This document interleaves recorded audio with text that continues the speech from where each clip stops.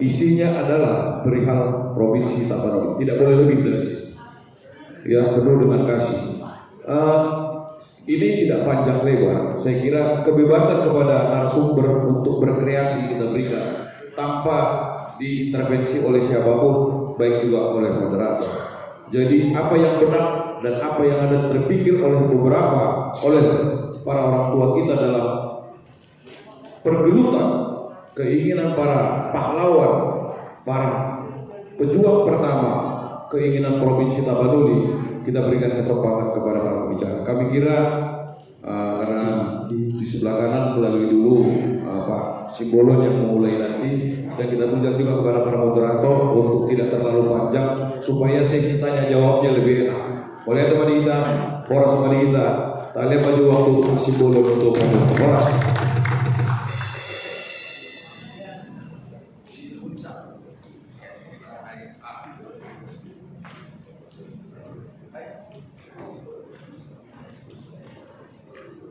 Poros mari kita sendiri. Puji Tuhan, sore ini kita kumpul di sini membicarakan topik yang sangat populer sekarang, pembentukan Provinsi Tapanuli. Namanya macam-macam, percepatan, perlindungan, tapi intinya adalah supaya Provinsi Tapanuli segera bisa direalisasi. Ini berkat Tuhan kita semua dalam keadaan sehat bertemu di sini. Saya mendapat beberapa tulisan-tulisan yang pada umumnya dihimpun oleh para pemrakarsa dulunya, yaitu Pak Martin Sirait. Saya sudah baca sebelumnya bagaimana prosesnya, dan pada saat saya dulu masih aktif juga, saya sudah tahu ini. Tetapi pada saat itu saya belum boleh terlibat dalam kehidupan politik mengingat pekerjaan saya. Dan pada tahun 2000, 2001, 2002 itu zaman-zaman reformasi mulai, sehingga suasana memisahkan TNI dari kehidupan fungsi sosial politiknya itu sangat keras, sehingga kita tidak campur tangan. Tapi hatinya sejak dari saat itu dimulai kita sudah setuju bahwa Provinsi Tapanuli itu sudah waktunya. Dari berbagai tulisan yang saya dapat dengan narasi-narasi berbagai macam, saran saya kebetulan sekarang sudah terbentuk panitianya. Yang pertama, supaya provinsi ini jadi nanti tentu ada suatu hal yang membuatnya jadi, adalah latar belakangnya apa. Dibuatlah tulisan latar belakang. Saya baca latar belakang yang ada di tulisan itu. Yes, itu benar adanya. Tapi berkembang sampai sekarang 2002, 2003 sampai 2022 sekarang sudah hampir 20 tahun. Mungkin suasananya, situasinya sudah berbeda. Dan itu kepada panitia nanti saya kira saya bisa membentuk tim nanti untuk membuat tulisan-tulisan yang kira-kira update yang ada pada zaman-zaman sekarang. Jadi jangan lagi kita berpatokan kepada dulu sudah, walaupun isinya sama, tapi suasananya berbeda. Kalau yang kita angkat lainnya dulu ini dengan kalimat-kalimat atau narasi yang lebih bagus untuk ditekankan pada suasana sekarang, itu saya kira akan lebih bagus nanti. Itu yang pertama, saya minta dibuatkan saran. Nah, untuk membuat latar belakang ini tentu dilihat dari sejarah yang sudah ada sejak masa Belanda di sini. Kenapa dulu dibuat seperti itu? Tergantung kita yang nulis itu, ya. Karang-karang kadang kurang masalah. Asal semangat kita semangat dulu. Kenapa disuruh Presiden Tapanuli? Buat aja. Kan nggak mungkin diperiksa pada zaman Belanda. Orang itu nggak akan periksa lagi pada zaman Belanda dulu. Tapi fakta bahwa ada Presiden Tapanuli. Tentu ada pemikiran dari Belanda melihat dari kondisi wilayah. Artinya pembentukan suatu kepresidenan atau provinsi ada pertimbangan-pertimbangan dasar yang perlu dipikirkan. Pertama, luas wilayah. Itu pertimbangan yang harus digunakan. Kemudian kondisi geografisnya harus dilihat. Menguntungkan enggak, berpengaruh enggak, misalnya seperti itu. Kemudian dilihat dari sumber daya alamnya, punya duit enggak, guru Sahara mau buat 3 provinsi itu enggak ada gunanya, karena hanya guru sumber daya manusianya. Lalu kita buatlah cerita itu sedemikian rupa bahwa memang dengan ada peta kemiskinan, dengan apa, buat narasi-narasi yang bagus, kira-kira begitu saran saya dalam latar belakang. Baru harus ada kajian akademis. Kalau nggak ada kajian akademis, pemerintah mau jawab apa nih? Apa dasar mau menyatakan itu? Ya tentu dibuat kajian-kajian akademis. Saya melihat di dalam tulisan-tulisan itu yang ada, tapi tidak tertib gitu, tidak tertib dibuat lebih bagus. Setelah ada kajian akademisnya nanti, maka langkah-langkah yang sudah dilakukan sekarang, ya sudah ada penentuan wilayah yang masuk dalam provinsi itu siapa saja. Tapanuli Utara kah, Kumbang Tundutan kah, Toba kah, Samosir kah, Tapanuli Tengah kah, Sibolga kah, Dairi kah, Papak Barat kah. Nah, kita bisa melaksanakan semacam roadshow, menanyakan ke sana, sehingga ternyata misalnya ya kita sesuaikan dengan ketentuan yang berlaku dalam undang-undang tentang otonomi daerah. Berapa kabupaten kota harus ada supaya satu provinsi terbentuk. Kalau kita ada 6 atau 7, ternyata nanti menunjukkan satu ya ada mundur. Tapi minimal harus kita pegang 5. Kumbang Tundutan, Tapanuli Utara, Toba, Samosir, Tapanuli Tengah, Sibolga sudah 6. Itu minimal. Saya lihat sejarahnya ada tentang Tapanuli Selatan.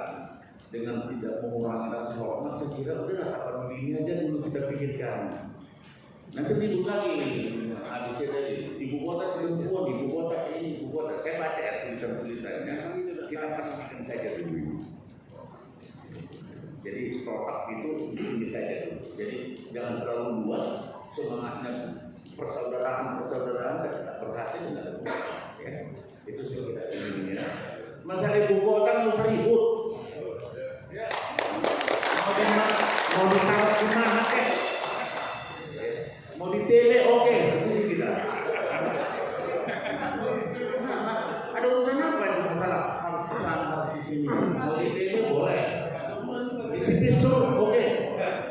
Nggak ada masalah. Dia dibakar oke. Tapi begitu kita jangan ribut di satu hal yang tidak perlu. Saya mendengar itu pada saat saya masih aktivis ribut terus antara ini antara Sibolga dengan Teluk Sambung dengan begini, nama gua ya. Serem tuh beda ribut. Nggak usah.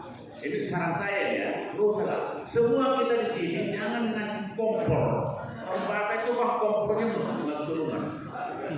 Yang dulu belum mulai mengkata. Kalau sendiri hal Batak Sinabu, kalau bersinabu kalau makan apa di bawah. Kurang seperti dulu ya harus semua dia. Dan si mana dan si bertaraf dorang dan si turun. Saya ada mau jawab lain. Mau bersinabu. Kita kurangilah persinabu kita. Saya melihat dari ketua kita ini, ketua umum kita ini, saya kira orang yang low profile.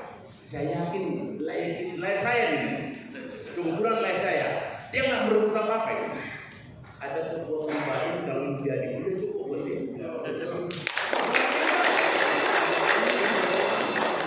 Pasu-pasu itu kan ada menunggu dinasti sesuatu yang bermanfaat bagi orang lain. Saya mau hadir di sini mempertaruhkan apapun mau saya, tapi jangan bilang baru mau ingin gini begitu. Nggak ada keinginan saya seperti itu. Enggak. Di depan kalian semua tidak ada keinginan saya seperti itu. Tapi berbuat sepanjang mampu saya. Maklum saya udah tua. Kemudian ada dukungan dari tiap daerah. Dulu sudah ada dari Tapanuli Utara, sudah dari berbagai. Tapi nggak yang update. Yang terakhir sekarang lah. Zaman sekarang gitu. Dibuat dari tiap daerah, dari Pemda maupun dari DPRD menyatakan setuju. Jangan menggunakan yang lama lagi karena saya lihat tulisan itu yang lama semua. Kita sudah apa namanya? Kalau makanan yang sudah itu masuk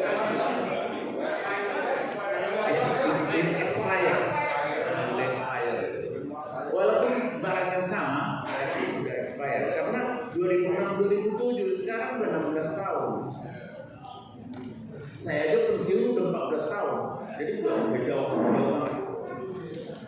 Kemudian dukungan dari pemerintah provinsi dulu ada rapat macam-macam, zaman si Rizal Nurdin, zaman si ini, ya, begini. Pemprov itu, pemerintah itu selalu menjawab iya, bagus. Jadi semua pejabat itu selalu kayak Pak Kinosidin, tahu Pak Kinosidin? Pelukis itu ada tulisan teman-teman dari Waingapu ini bagus. Tak ada yang tak bagus sama dia. Tapi ditambah-tambahnya itu berubah dari teman garis menjadi ketua. Pemerintah begitu gayanya, ya harus dikejar, harus dijaga, harus didekati. Dukungan masyarakat, tokoh masyarakat, kita buat aja lah. Saya kira seluruh masyarakat Tapanuli setuju, menyatakan amin juga mungkin belum semua, tapi setuju. Nah perlu kita semacam roadshow, kumpulkanlah, bagi tanda tangan siapa? Jadi kumpulkan dukungan berapa? Untuk tentara serahkan saya. Untuk tentara serahkan saya. Saya datangi nanti mulai dari pangkat paling rendah sampai paling tinggi saya datangi. Jadi nanti kepada ketua serahkan dukungan dari tentara serahkan saya. Saya minta dukungan. Artinya kita serius dalam masalah ini. Baru dukungan DPR ini, ini satu dari DPR ini. Ini kalau ada uang tak jalan. Tak jalan tuh. Saya pengalaman di partai cukup lama, ya. Cukup lama. Saya menjabat sampai wakil ketua umum. Saya tahu benar pelakuan begini.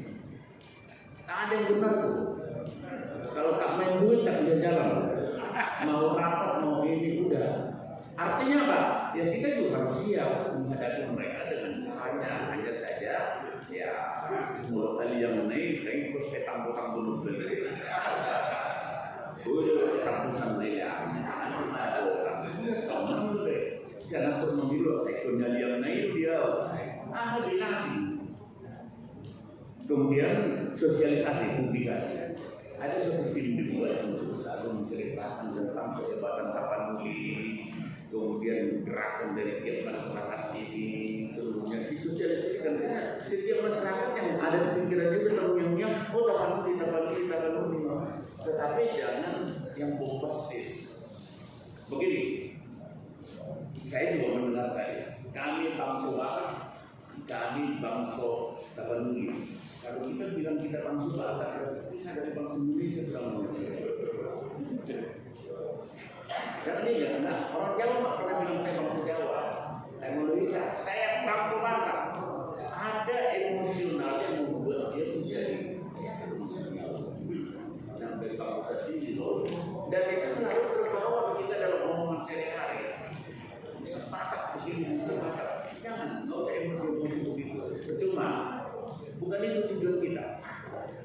Mau suka apa kita disebutkan saya bangsa Indonesia. Maka 3 hal yang harus kita pedomani adalah Pancasila, Undang-Undang 45 dan NKRI.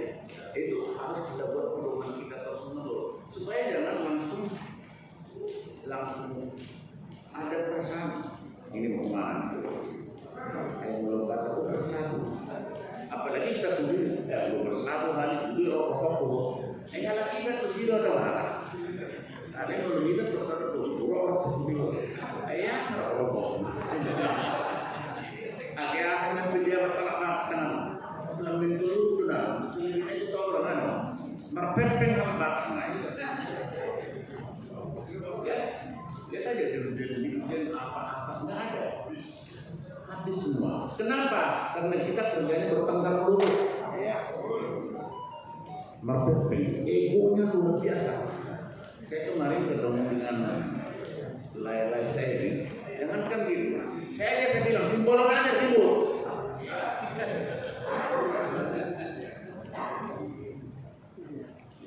Manurung juga saya kira begitu. Yang saya tahu dia langsung datang ke saya dan lain-lain banyak. Kita cuma berlibut aja terjadi terus. Sombongnya luar biasa. egonya terus mau dipertahankan. Kalau ini kita pertahankan terus, sifat ini kita bawa, mereka pengen terus. Ngerti maksudnya mereka pengen? Ay terkosong latte ter, itu yang muncul terus. Ayam guru ya. Ini sifat-sifat yang tidak bagus. Sifat-sifat yang tidak bagus. Saya kira ini saran dan pendapat saya bisa kita kembangkan dengan mudah.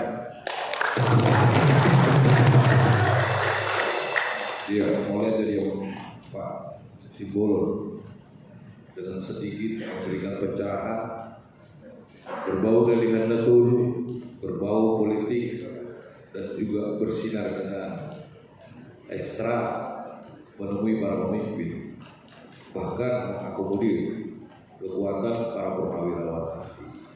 Saya kira mari bersama-sama mencatat ini. Kalaupun nanti ada usulan dan pertanyaan, dipersilakan.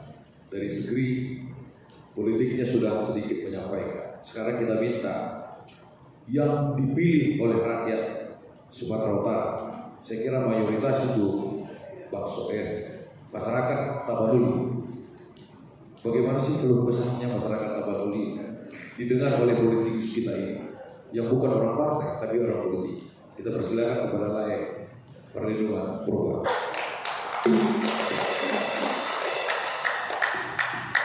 Horas, Pak Ketua, Sematupang dan Rejinto, dan ini khususnya saya ini, Lebudi, Senam Bela. Jadi berkesempatan kami berlain. Adik beliau adalah lai saya. Jadi adiknya Bang Budi ini, Bang Santo, istrinya Purba, adik saya. Jadi terima kasih, ini berkat juga lah, saya tidak tahu bisa pada hari ini berkat luar biasa kepada kita. Pembicaraan luar biasa, Warna Simbol, begitu Pak Sirait, Pak Mandi Sirait dan Pak Merdeka, dan bapak-bapak ibu-ibu sekalian yang hadir di sini. Nama saya Pak Lindungan Purba, berketepatan pernah menjadi anggota DPD RI tahun 2004 sampai 2019, 15 tahun sebagai anggota DPD RI. Dan sebagai anggota DPD RI ini adalah lembaga baru di negara kita yang memang khusus tugasnya adalah kepentingan daerah, DPD. Dan saya dipilih bukan mewakili partai politik, tetapi dipilih perorangan. Jadi persamaan DPD sama DPR, sama-sama anggota MPR. Yang kedua, sama-sama dipilih oleh rakyat, sama-sama bertugas di Senayan, sama-sama pekerjaannya selevel dengan presiden. DPR, DPD, MPR, DPKKY sama-sama itu. Perbedaannya, kalau DPR itu mewakili partai politik dan ada dapilnya. Kalau DPD tidak ada dapilnya, se-Sumatera Utara. Dan menjadi anggota DPD terakhir itu suara saya 490.000 se-Sumatera Utara. Tetapi Tuhan punya rencana lain, belum terpilih dulu, suruh istirahat sehingga lebih fokus. Apa yang mau saya katakan di sini memang sewaktu DPD tempoh hari pun kami sudah mendukung adanya provinsi Tapanuli. Ini luar biasa. Kami sudah mendukung, sudah diparipurnakan. Nah, tinggal masalahnya adalah karena ada moratorium. Persyaratan pada saat itu ada dukungan dari DPRD sudah ada.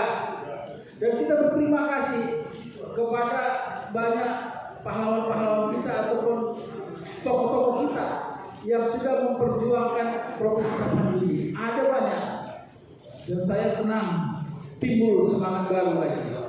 Ada Pak Nabian dan yang lain, bahkan terakhir Pak Immanuel Nabian sudah mendatangi Ketua DPD RI Pak Lanyala pada tanggal 21 Januari 2022. Dia menyerahkan rekomendasi DPRD kepada Ketua DPD RI.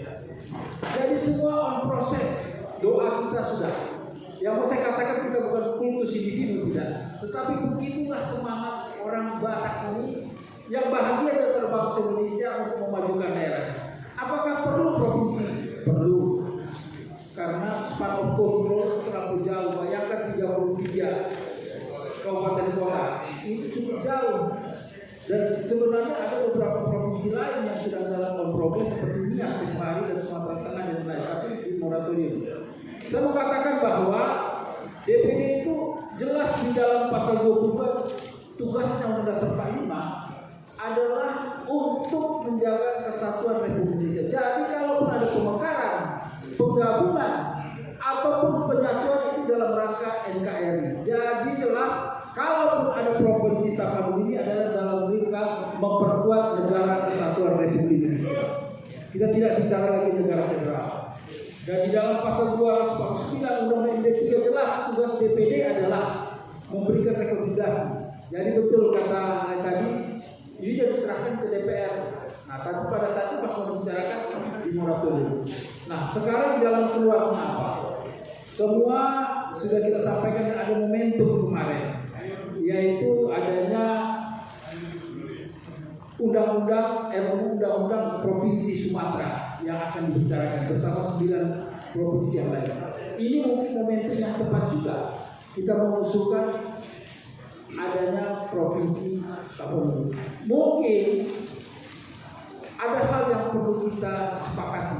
Yang pertama, bahwa kita harus melibatkan semua pihak terkait, yaitu pentahelix, pemerintahnya, para kepala daerah, gubernurnya, bupatinya, semua. Termasuk di dalamnya adalah anggota legislatifnya, DPR, DPD, dan DPRD kabupaten kota. Karena benar yang disebut tadi itu kan sudah lama itu, tahun sedemikian rupa. Tentu naskah akademiknya pun sudah tidak sesuai lagi dengan kondisi sekarang. Yang kedua, setelah pemerintahnya, kita libatkan tokoh masyarakat. Kita bersyukur dengan adanya Ketua Umum PPPT, Lai Simatupang, dan tentu organisasi-organisasi lain yang cinta kepada Tapanuli. Ini luar biasa. Tepuk tangan untuk mereka. Coba bayangkan kalau tidak ada orang seperti ini, apa yang terjadi? Dan mereka menyatakan ikhlas untuk melaksanakan. Kenapa? Betul, kalau Provinsi Tapanuli ada, kesejahteraan akan lebih cepat. Kenapa? Otomatis kepala daerahnya bukan perkara lapangan pekerjaan, tidak, tapi akan muncul tokoh-tokoh yang hebat. Karena apa? Biasanya itu kalau ada provinsi baru, provinsi induk yang masih membiayai sekian tahun. Tetapi jangan lupa, ini tergantung kepada political will dari pemerintah. Gak usah jauh-jauh, Papua aja hanya beberapa saat langsung jadi kok. Oleh sebab itu, apa yang salah dengan kita? Tidak ada yang salah. Mungkin dengan acara ini kita lebih melangkah maju. Yang ketiga, kita melibatkan akademisi. Ini sangat penting. Karena dengan demikian akan ada pemikiran-pemikiran yang sama. Waktu kami anggota DPD TPHI, biasanya kalau membuat undang-undang itu harus ada naskah akademik. Nah, saya rasa ini kan nanti tugas daripada pemerintah. Tapi tidak salah juga dibuat lagi dari kita naskah akademik yang pola-polanya mirip. Dan juga pada kesempatan ini mungkin kita bisa berkomunikasi dengan DPRD Komisi 2. Saya sudah komunikasi dengan salah seorang wakil ketuanya, yaitu Didiman Girsang. Dia kirim salam kepada kita. Silahkan pada saat nanti kita bersama-sama dengan dia kita jumpa. Sehingga semua lembaga yang terkait, yang ke DPD, semua lembaga kita bisa mengadakan pendekatan kembali. Dan tidak kalah pentingnya kepada tokoh-tokoh orang Batak di Indonesia ini.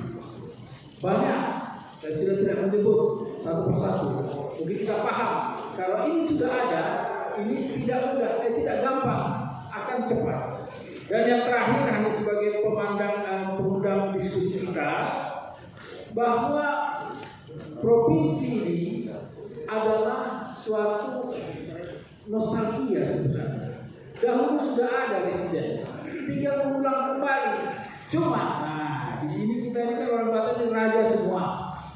Sebenarnya mengatasi raja ini gampang. Bikin aja toko raja, selesai persoalan. Iya kan? Justru kalau tidak diundang dalam toko raja, dia marah.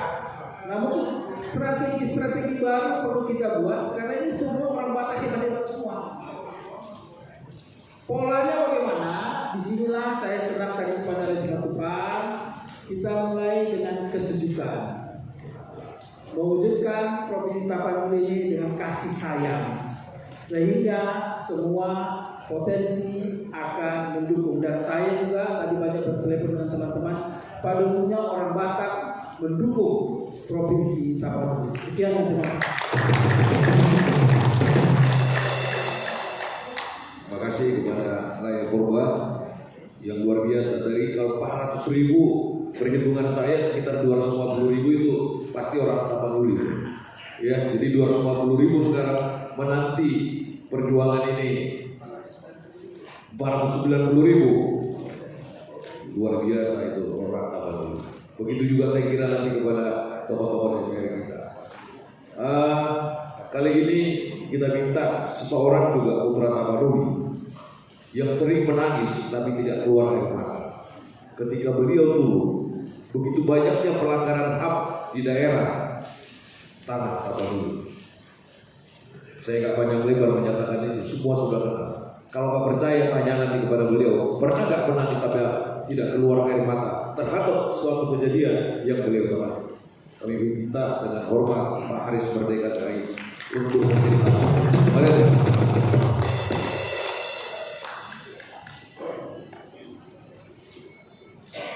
Terima kasih Bapak Ibu. Saya diberikan kesempatan untuk berbagi pengalaman. Mengapa saya setuju percepatan kota? Yang tentunya harapan saya segera mungkin bisa terkabul. Semua persyaratan saya pelajari sudah cukup. Apa kebutuhan yang diperlukan dalam percepatan protap ini? Provinsi Sumatera Utara terdiri hampir 33 kabupaten kota. Ada banyak peristiwa pelanggaran hak asasi manusia secara khusus hak atas hidup untuk anak-anak. Dari 33 kabupaten kota di Sumatera Utara, data menunjukkan ada 239.000 pelanggaran terhadap hak anak, di mana 52% adalah didominasi oleh kejahatan seksual. Angka terbesar di antara 33 kabupaten kota itu termasuk Toasa dan lingkungan sekitar. Sampai akhir Oktober 2022, Kabupaten Toba saja sudah ditemukan sekitar 139 pelanggaran hak asasi manusia, termasuk pelanggaran hak anak dan kekerasan terhadap anak. Itu fakta. Kita tahu banyak gereja di sana. Wilayah itu adalah wilayah religius. Setiap hari ada pertandingan. Sabtu Minggu bahkan hari-hari biasa ada pesta-pesta adat yang bertemu dari Handatoru di sana. Tetapi Bapak Ibu ingin saya sampaikan dari 139 pelanggaran terhadap anak di mana dominasi kejahatan seksual yang terjadi di Toba, itu adalah dilakukan oleh orang-orang terdekat dari anak-anak itu sendiri. Siapa orang-orang terdekat itu Bapak Ibu? Adalah orang tua kandung sendiri, bapak sanggup atau orang tua sanggup, opungnya, tulangnya, amanggolnya itu terjadi di lingkungan terdekat anak.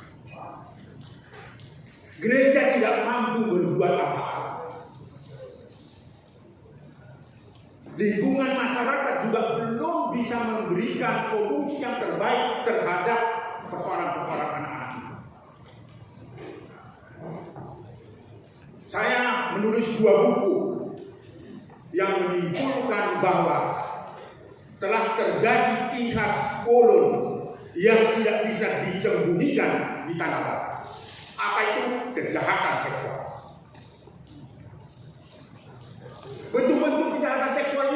sodomi, bisa incest, melakukan serangan persetubuhan dengan keluarga,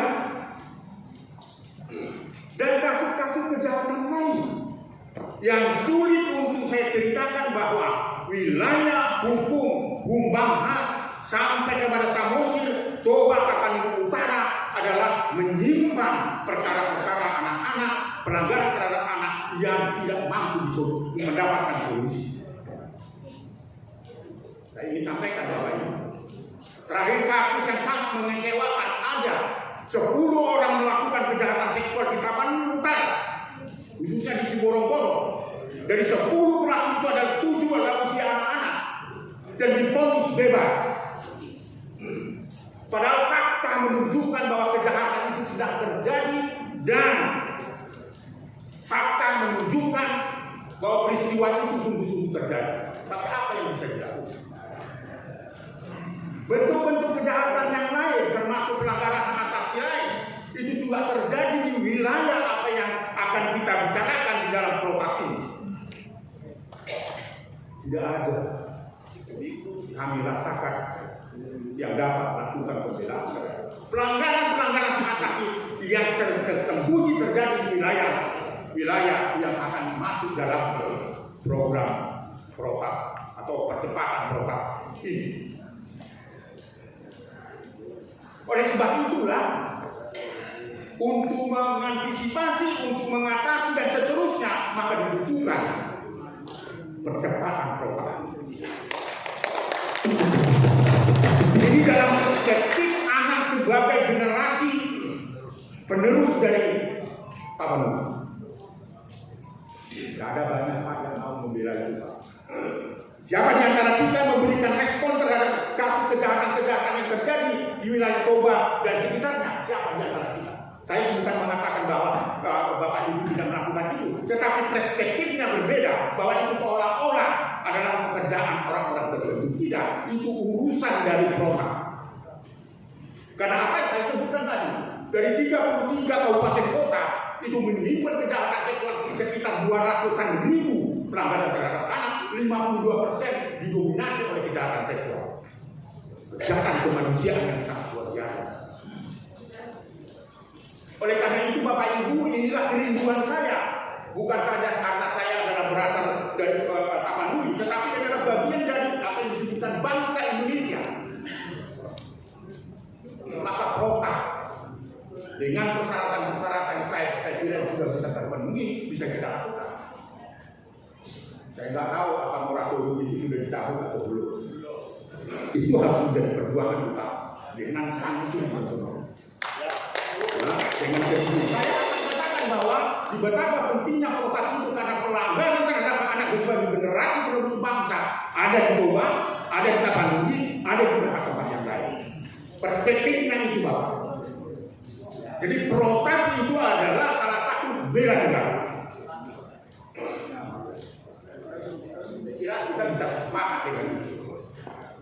Menjaga dan melindungi anak adalah merupakan bela negara. Karena apa?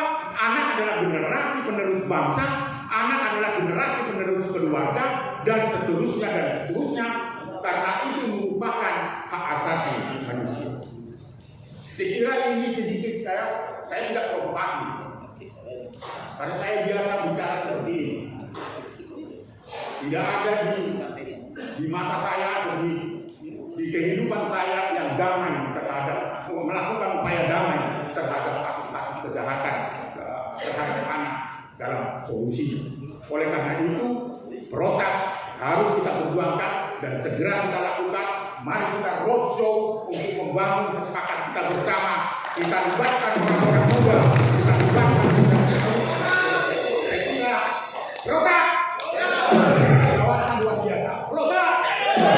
Protap luar biasa. Ya, kelihatan kalau berjuang hak asasi manusia itu berbeda. Ya, ada kelembutan tetapi ada juga pertikaian. Pertikaian batin. Nah, begitulah teman-teman, saudara-saudara, kepentingan yang sangat dibutuhkan. HPU kalau di Indonesia di nomor 2. Kalau makanya pengacara Bapak isi.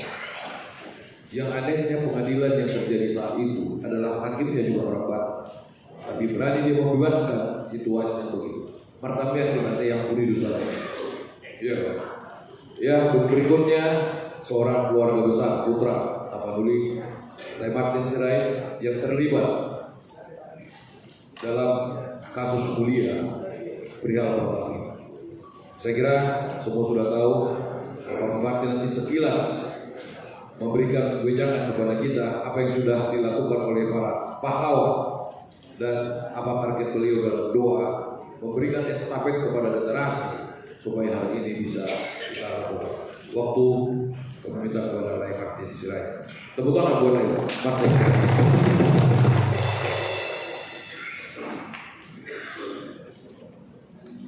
Halo. Horas. Horas. Horas. Nah, gitulah semangat. Terima kasih. Terima kasih kepada tuan rumah yang memfasilitasi acara kita ini. Dan saya percaya kalau yang 130, 150 orang yang ada di sini berjejaring, pasti Provinsi Tapanuli berdiri. Rini Tahido Bugona.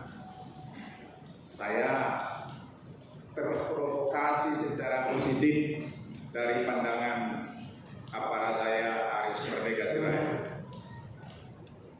bahwa terjadi pelecehan sosial.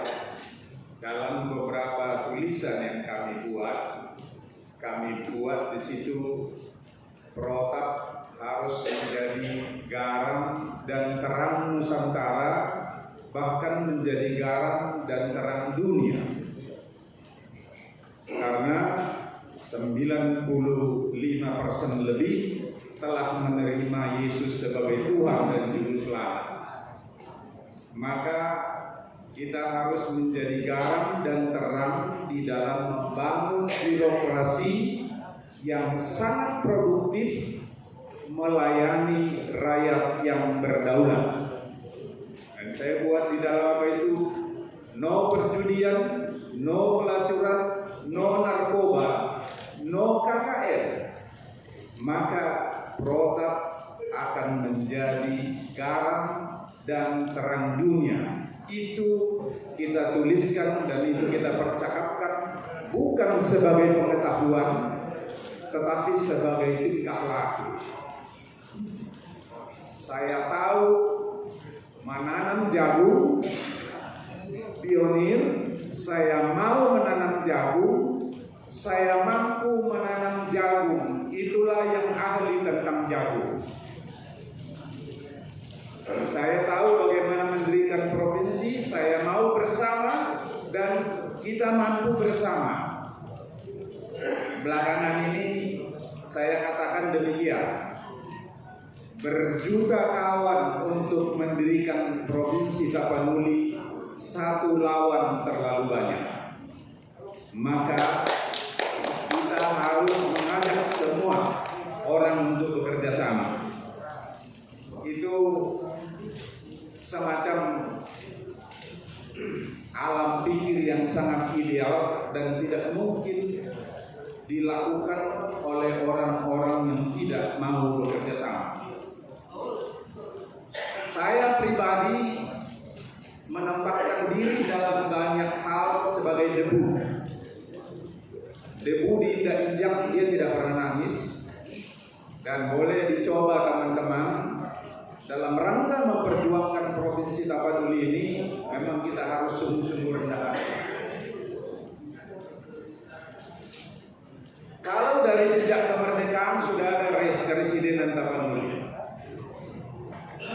Pada tahun 49 sudah ada Residenan Tapanuli, atau malah disebut Provinsi Tapanuli _ Sumatera Timur. Di sini ada Simanjuntak yang masih junior ini yang mempelajari sejarah itu dan menuliskannya. Saya sedikit kasih beberapa fakta sejak keluarnya Undang-Undang Nomor 22 tahun 99 tentang pemekaran daerah.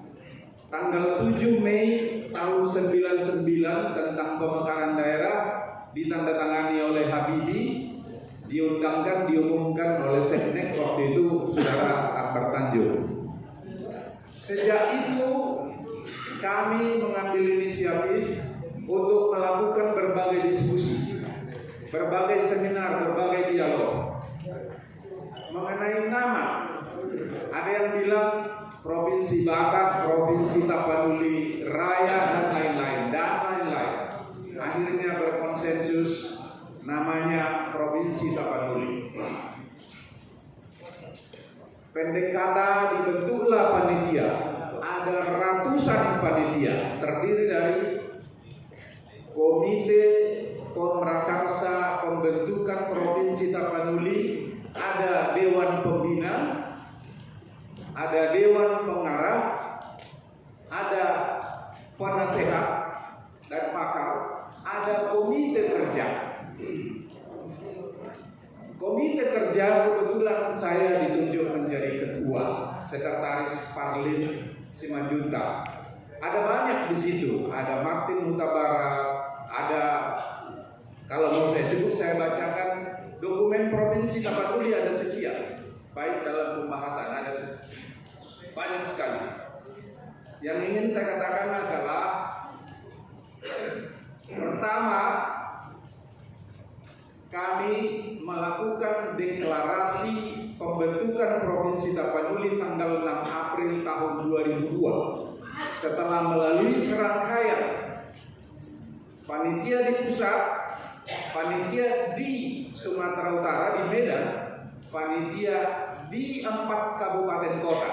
Karena menurut Undang-Undang tahun 99 3 cukup dan kita 4, Tapanuli Tengah, Kota Sibolga, Tapanuli Utara, Kabupaten Toba Samosir 4. Kalau angka statistiknya ini lebih besar dari Gorontalo, ini lebih besar dari Bengkulu, ini lebih besar dari Babel gitu. Jadi wilayah dan demografis sosiologis sudah ada, kita di atas, angka kita baik. Yang kedua, menurut undang-undang yang dibutuhkan adalah keputusan DPRD, keputusan legislatif, dan yang diberikan rekomendasi oleh eksekutif. Kita dapat itu semua dari Tapten, Sibolga, Tapanuli Utara, Toba Samosir.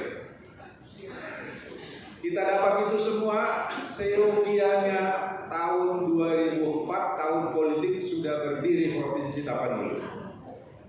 2004 dengan Undang-Undang 22 tahun 99. Tapi ada satu lembar kertas yang kurang. Inilah republik ini, satu lembar kertas administratif bisa tidak jadi. Sama seperti Jokowi sekarang, Jokowi udah lebih dari sarjana, tapi dipersoalkan kesarjanaannya. Di dunia internasional tidak dipersoalkan persekolahan, yang dipersoalkan adalah pendidikan. Saya mau diferensiasi antara pendidikan dan persekolahan. Persekolahan direduksi menjadi kurikulum. Kurikulum adalah proses belajar mengajar, bayar uang sekolah. Pertanyaan 200 dijawab benar, 190 lulus. Tapi dalam realita kehidupan, untuk diketahui jagung sekarang itu adalah pionir yang nomor 1, itu bibit Amerika, rekayasa genetika. Insinyur kita, insinyur pertanian kita 99% menjadi pegawai, bukan menjadi petani. Jadi saya selalu katakan, saya tahu padi, saya mau menanam padi, saya mampu menanam padi dengan sangat baik. Tapi varietas apa? Bukan karena ada gelar, saudara-saudara. Nah, waktu Provinsi Tapanuli juga tidak dibutuhkan gelar, dibutuhkan kerjasama dan kejujuran. Itu saya katakan. Saudara-saudara,